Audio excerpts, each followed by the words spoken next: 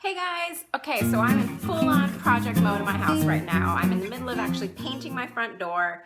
I've got my inside-out shirt on, my messy bun, but I want to show you another project that I'm actually working on as well right now, and it is my coffee table. So I have this massive coffee table that I actually love that it's this big. Even though I have a tiny living room, I don't know. I should probably rethink it, but I love having a big coffee table. Change it out now, and I've been wanting to do this for a while, and I love this like raw wood look that's everywhere. So I'm gonna attempt to do this raw wood look on this coffee table right now. I'm thinking of painting the legs and everything else kind of white and maybe antiqued a little bit, and then just this top part in kind of that nice raw wood look. So hopefully I can do it, and stay tuned. Yeah, wish me luck.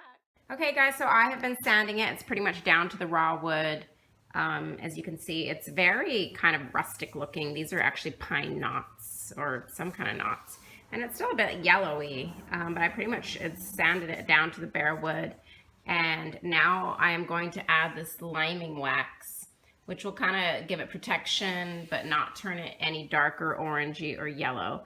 And kind of the fun thing about this is that this piece of furniture only cost me $25 on Craigslist, so I don't feel super bad like playing around with it. So here's the final look. I love it. I think it's beautiful.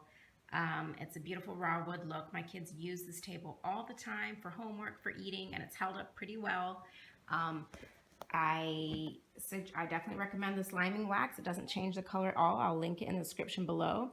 And I've got a beautiful table now that has sort of the restoration hardware look for the price of some elbow grease. All right, hope you enjoyed this tutorial. Bye.